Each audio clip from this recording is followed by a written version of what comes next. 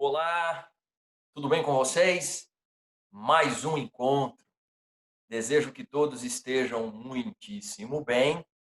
Como vocês sabem, sou Fabiano, professor de História, faço parte da equipe de professores do Colégio Objetivo e estou aqui mais uma vez para falar de história com vocês.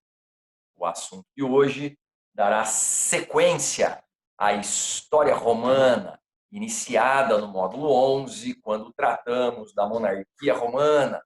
Avançamos e no módulo 12 falamos de toda a estrutura política e social da República Romana. No módulo 13, o anterior, portanto, tratamos da expansão romana no Mediterrâneo, fazendo do Mediterrâneo o mar romano, o Mare Nostrum, como ele chamava. E agora nós falaremos das consequências disso. Roma atingiu uma expansão inimaginável e certamente isso traria consequências positivas e negativas para a estrutura republicana, para a sociedade romana, para a economia romana, e isso modificaria significativamente os rumos da história romana. Bem, a partir de agora, iniciamos o módulo 14 e eu faço o compartilhamento da tela com vocês para que vocês façam as observações que forem necessárias e pertinentes, como fazemos habitualmente em sala de aula, certo? Então, módulo 14, primeira série do ensino médio, essa é a nossa primeira projeção, certo? A crise da República Romana. Lembrando que essa crise é fruto da própria expansão, que terá como consequência o enriquecimento do Estado, mas o empobrecimento dos patrícios. A conquista numerosa de escravos, mas a marginalização da plebe. Terá fronteiras expandidas, só que o Senado se torna incapaz de administrá-las. O exército romano tem um protagonismo na figura dos generais, que passam a ter autonomia no comando das suas legiões. Os soldados romanos, portanto, se tornam obedientes às ordens dos generais, os quais rivalizarão uns com os outros. Mas eu tomo como ponto de partida uma consequência social, a marginalização da plebe, que vivia, como sabemos, em função da política do pão e circo, pão e diversão, comida e as apresentações de gladiadores, corridas de biga, entre outras coisas, no Circo Máximo, Coliseu, entre outros lugares. Nós falamos no módulo 12 que uma das principais conquistas da plebe romana foi a do tribuno da plebe, aquele que defenderia os interesses dos plebeus nas magistraturas. Lembram disso? Isso é uma conquista do século V a.C. Só que, num determinado momento da história, pós-guerras púnicas, pós-expansão romana, portanto, ou no próprio advento dessa expansão e reconfiguração política e social, nós temos duas figuras do tribunato que merecem importância especial. São eles os irmãos Tibério e Caio Graco.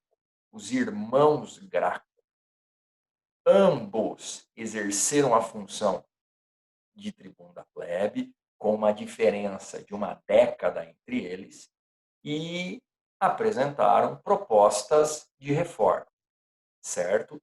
Eu grifei ali propositadamente para destacar isso. Proposta.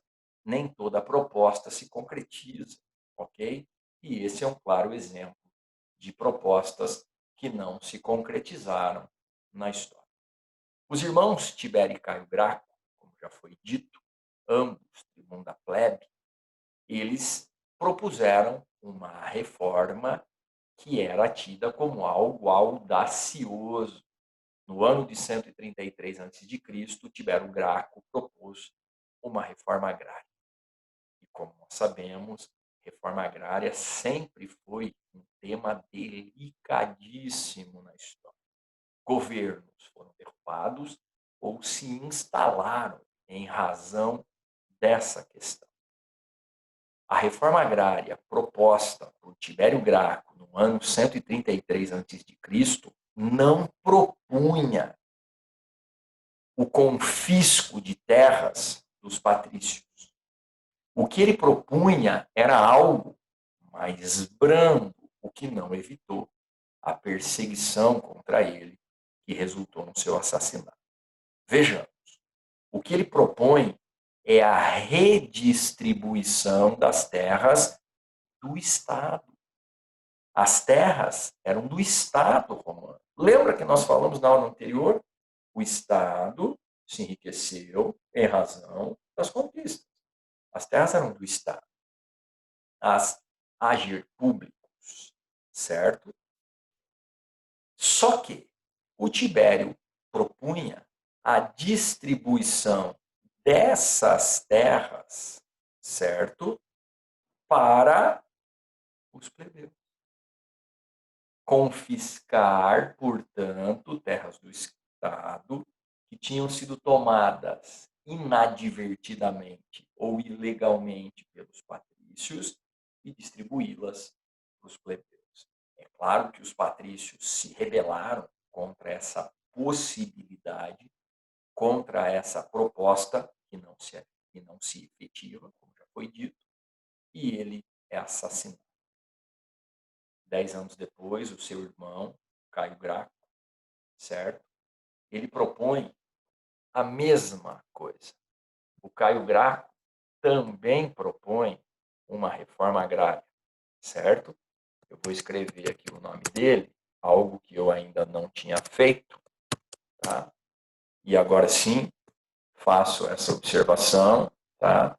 Retomo, portanto, a apresentação da aula. Tá aí, ó. Tibério, redistribuição das terras do Estado, tá? Uma reforma agrária proposta e não concretizada em razão da reação dos patrícios que levam, né, a ser perseguido e assassinado. No ano 123 a.C., 10 anos depois, o irmão dele, o Caio, propõe também uma reforma agrária e dá um passo além. Ele propõe, ou ele consegue aprovar, uma lei chamada Lei Frumentária, cujo resultado seria o barateamento do trigo para a plebe romana, para facilitar o acesso. Para facilitar o acesso da plebe à comida. O trigo, como sabemos, é ainda hoje o alimento mais consumido pela humanidade. E podemos dizer que na Mesopotâmia, na história antiga, a antiguidade clássica, Grécia e Roma, atravessando a Idade Média, o trigo era basicamente o alimento consumido, o pão era a base da alimentação. Então, o acesso ao trigo significava que os indivíduos teriam acesso à sobrevivência. O Tibério Graco foi assassinado e o Caio Graco seria igualmente assassinado. Ele foi perseguido e, para não ter o mesmo desfecho da história do seu irmão, quando os patrícios assassinaram Tibério, ele ordena que o próprio escravo faça o serviço. Sim, algo inexplicável, mas ele pede para que o próprio escravo o assassine. E assim é feito.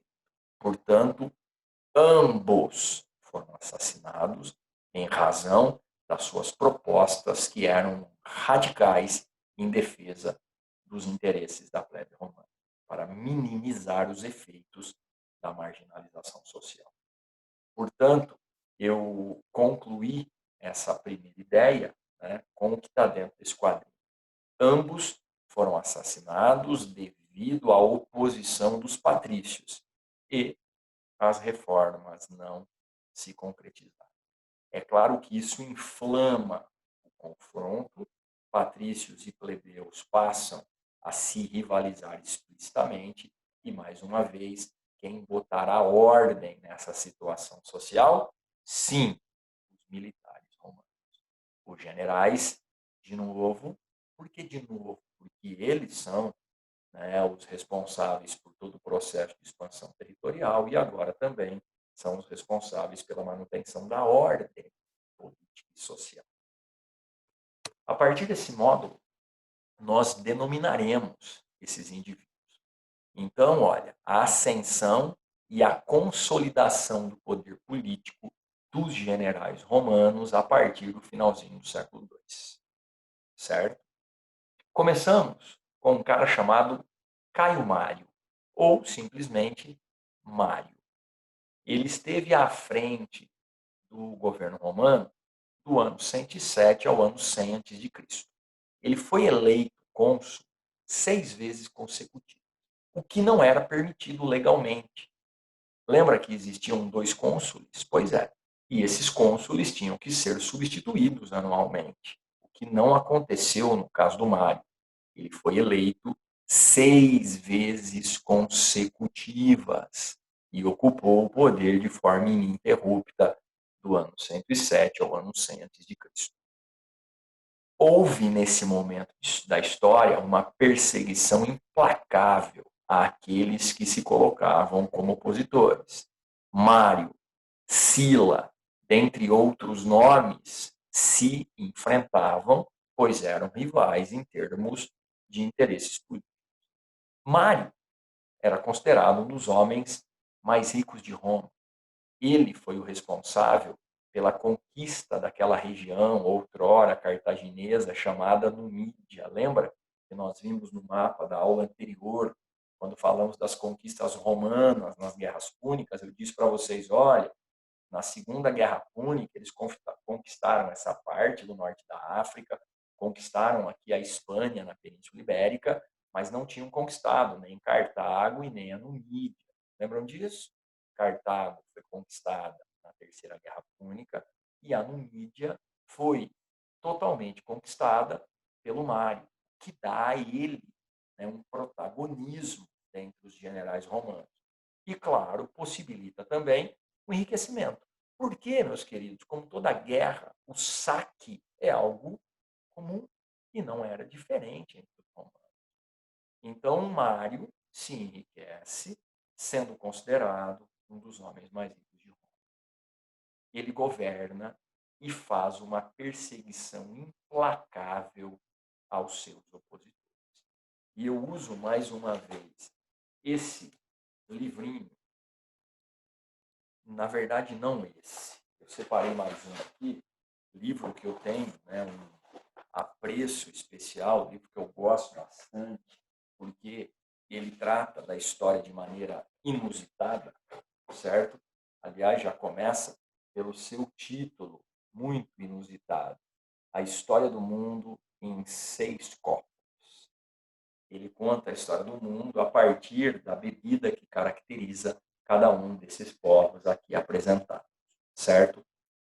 Eu me atenho apenas ao vinho, certo? Quando você vê os copos aqui, olha, né? Ele apresenta alguns copos de bebidas diferentes para explicar cada uma dessas civilizações. E ele usa o vinho como metáfora para falar de gregos e romanos, ou seja, da civilização greco-romana. E uma parte da narrativa, tá? Quando ele trata dessa rivalidade aqui no finalzinho, né, do século II ou começo do século I antes de Cristo, ele fala especificamente do mar, né? E é um evento tão assim curioso, tão interessante, que eu separei para fazer a leitura para vocês. Ó. Não é sempre que a escolha de um vinho em vez de outro torna-se uma questão de vida ou morte. Nesse caso, sim, foi. Mesmo assim, foi isso que determinou o destino de um oficial romano, político e renomado orador.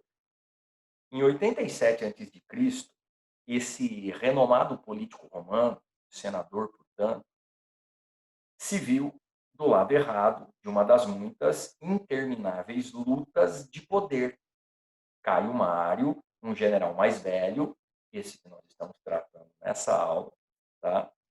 Tomar o poder e estava caçando impiedosamente os defensores de seu rival, Sila. Marco Antônio procurou refúgio na casa de um conhecido de posição social bem inferior, acreditando que ninguém pensaria em procurá-lo na casa de um homem tão pobre. Tá? Marco Antônio é o nome desse senador, mas é apenas homônimo desse que está sendo citado aqui embaixo. Não se trata da mesma figura, portanto, eu vou substituir o nome dele pela função, senador. Tudo bem? Bom, esse senador, portanto, refugiou-se na casa de um conhecido de posição social bem inferior, de um plebeu, acreditando que ninguém pensaria em procurá-lo na casa de um homem tão pobre. Então, aqui se verifica também essa diferenciação entre os grupos sociais. Seu anfitrião, porém, inadvertidamente, ou seja, sem que ele soubesse que estivesse fazendo isso, o entregou, ao mandar seu criado comprar um vinho digno de um convidado tão ilustre. O criado foi à loja da vizinhança e, após experimentar o que estava sendo oferecido, pediu um vinho muito melhor e muito mais caro do que o normal. Quando o vendedor perguntou por que um vinho daquela qualidade, o criado revelou a identidade do convidado do seu patrão. O vendedor de vinho foi direto a Mário, que despachou um grupo de soldados para matar o senador. Não obstante, ao entrar em seu quarto, os soldados resolveram não matá-lo. Tal era o poder de sua oratória. Finalmente, o oficial comandante que esperava do lado de fora entrou para ver o que estava acontecendo. Chamando os homens de covardes, ele sacou sua espada e decapitou o homem. Bom, nesse trecho que parece desimportante, tem uma série de informações históricas. Primeiro, de que o Mário perseguia e executava os seus opositores, um período que ele ainda disputava o poder com esse ditador aqui, ó, Sila. Tudo bem? Vocês viram que na narrativa fala ano 87 a.C. E o Sila assumiu como ditador no ano 82 e assim ficou até 79. Segundo, mostra que os grupos sociais tinham, né, condições de consumo diferenciadas.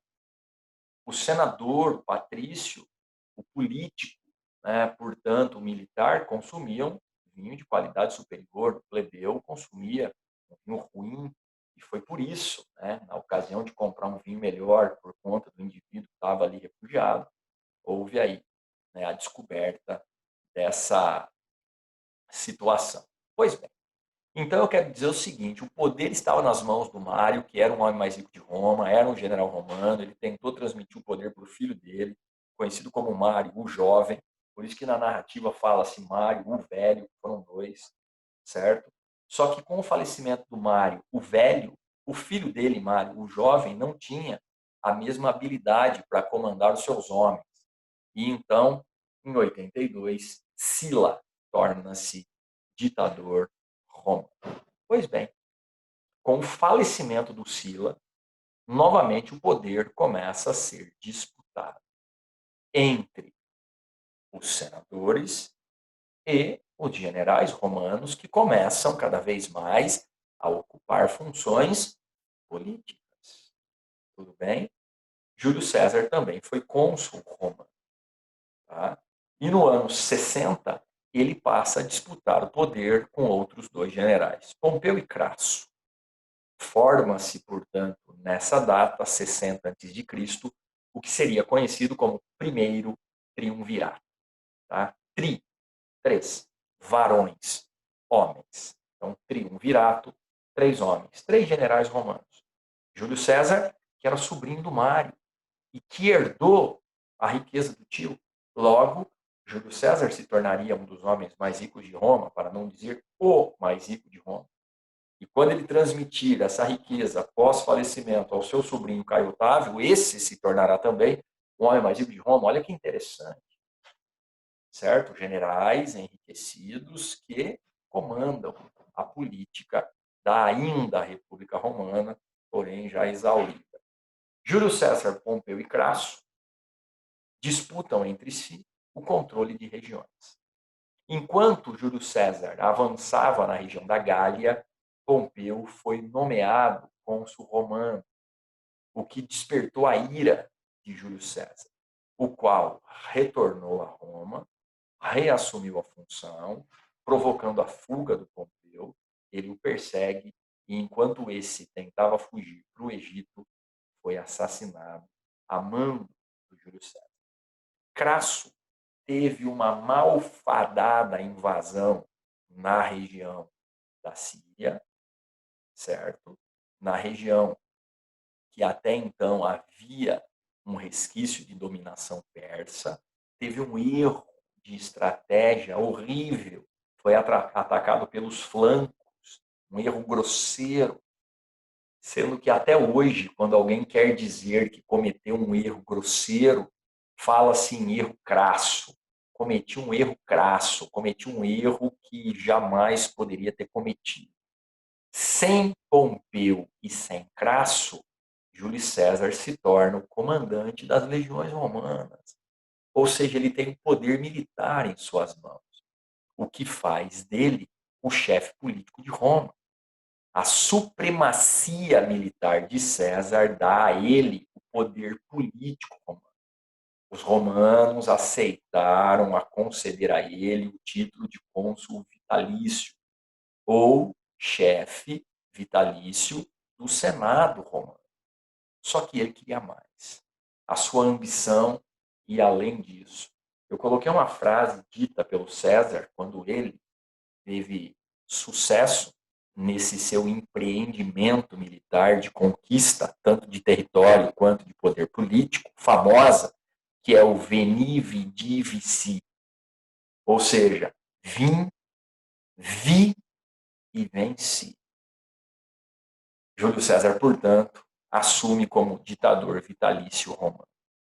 Só que ele queria ser nomeado também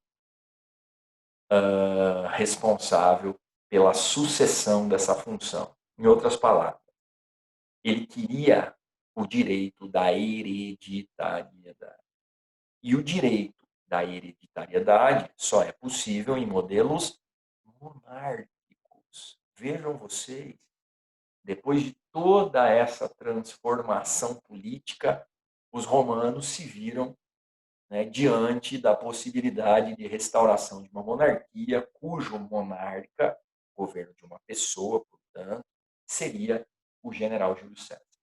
Sabe o que acontece? Está escrito aqui, ó. Os senadores assassinaram Júlio César em 15 de março de 44 a.C. Às portas do Senado romano, ele tomou inúmeras punhaladas, inclusive daqueles que ele considerava aliados seus.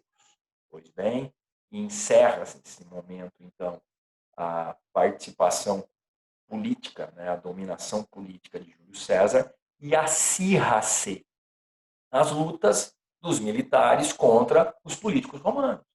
Tanto é que a consequência será a formação do segundo triunvirato.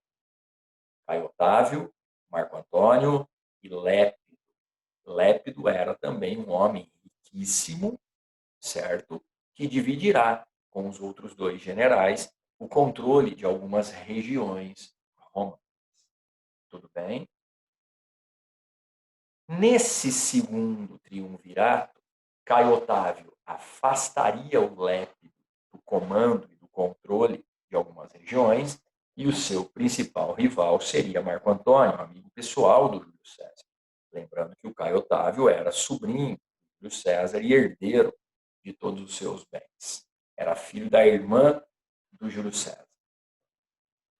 Entre 43 e 33 a.C., essa rivalidade levará ao confronto.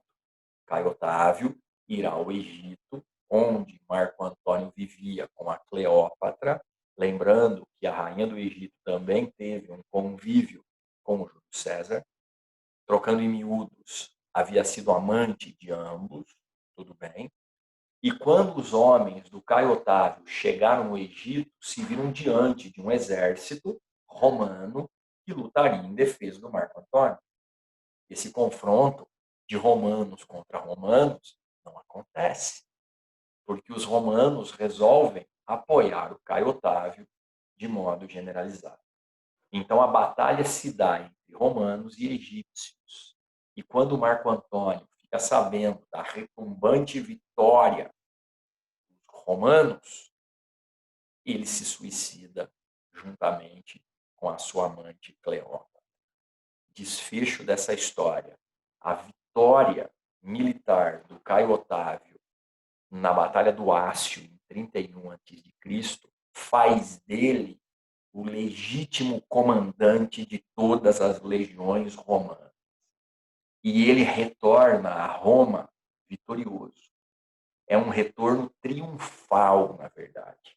Nesse retorno triunfal, ele distribuirá trigo, além de outros despojos de guerra trazidos por ele do Egito, ao povo romano. Ele distribui comida aos esfomeados romanos. E ele é consagrado. Tanto é que nós veremos na outra aula os títulos que ele receberá, mas que eu citarei a título de satisfação da curiosidade. O primeiro título que ele recebe é o título de Príncipes Senatus, ou seja, ele se torna o príncipe do Senado. Lembrando que a palavra príncipe significa primeiro. Então, a República Romana dá o seu último suspiro.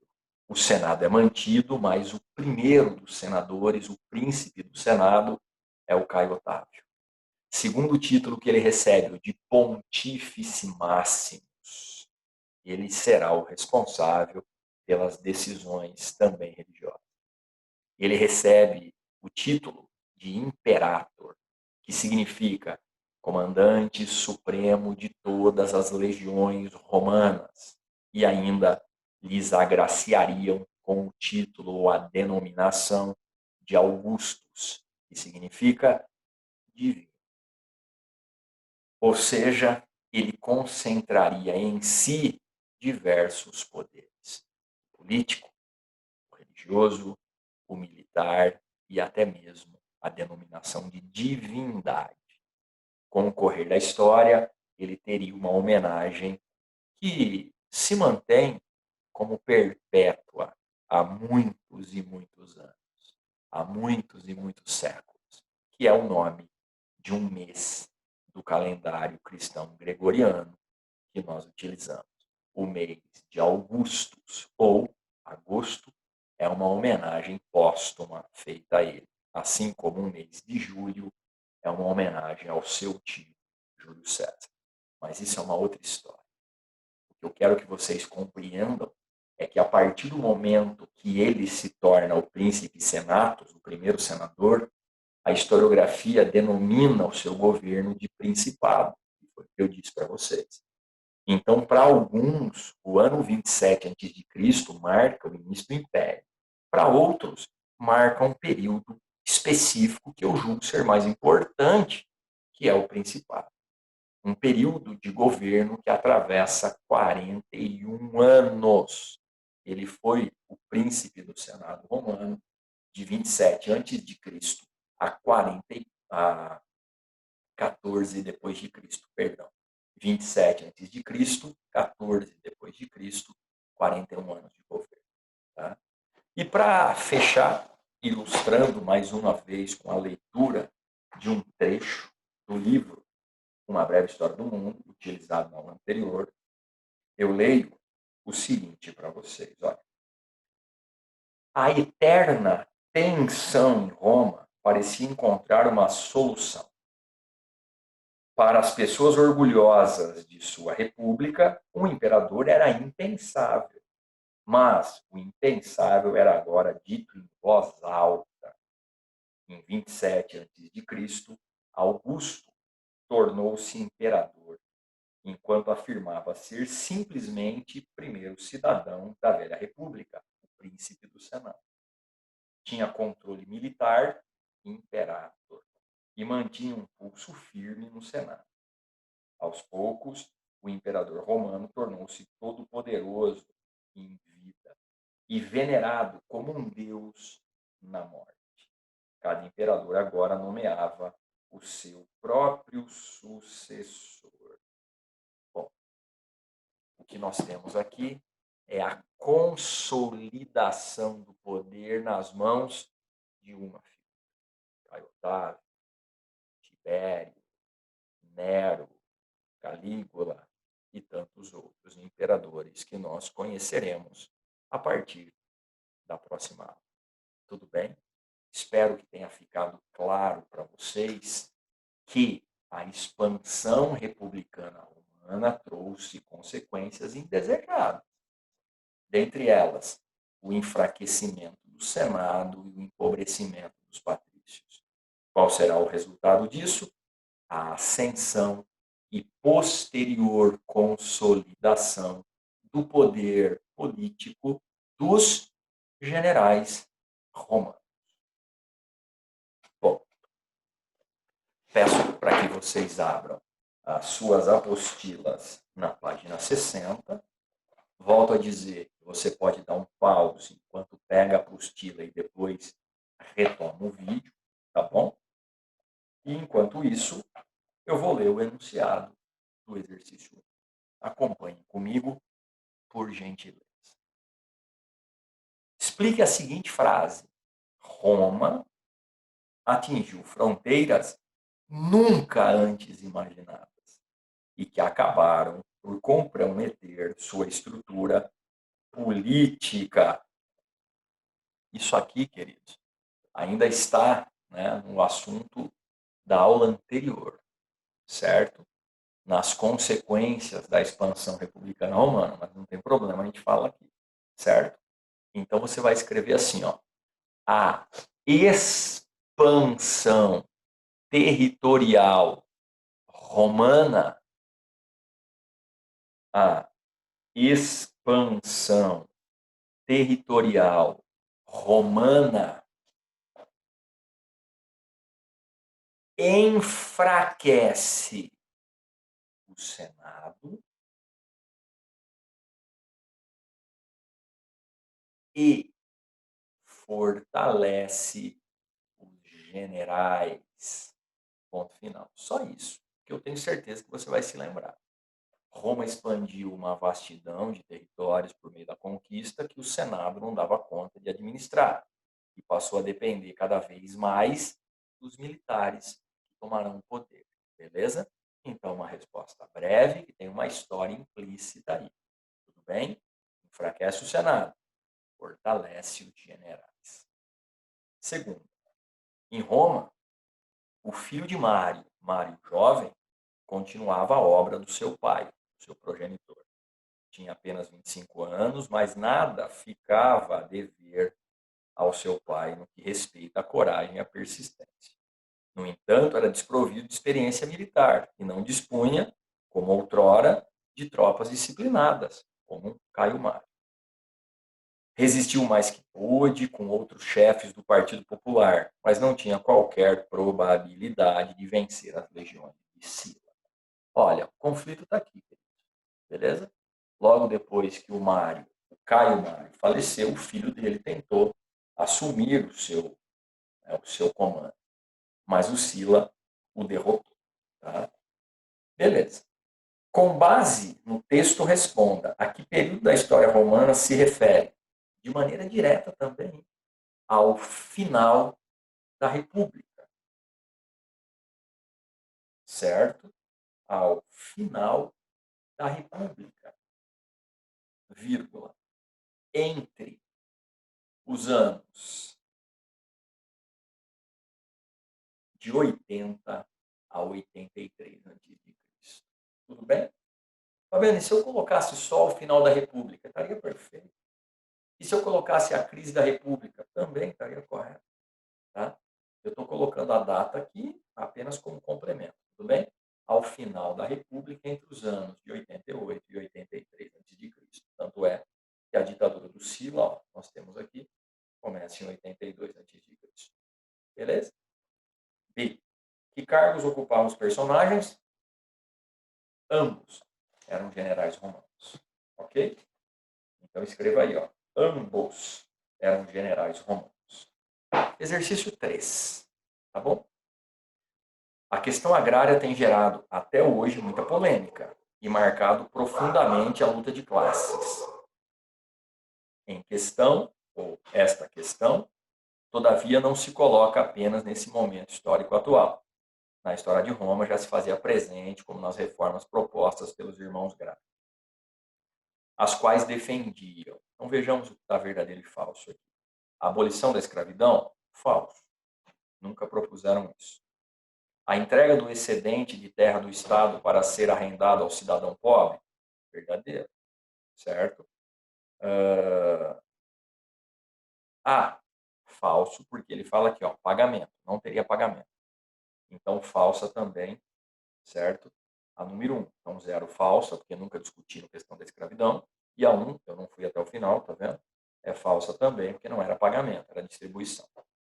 2. A participação política dos segmentos populares nas decisões agrárias da República? Sim. Tanto é que eles são de segmentos populares e estão ali participando de questões agrárias. 3. A retomada das terras públicas, que é exatamente o que está no nosso resumo, lembra?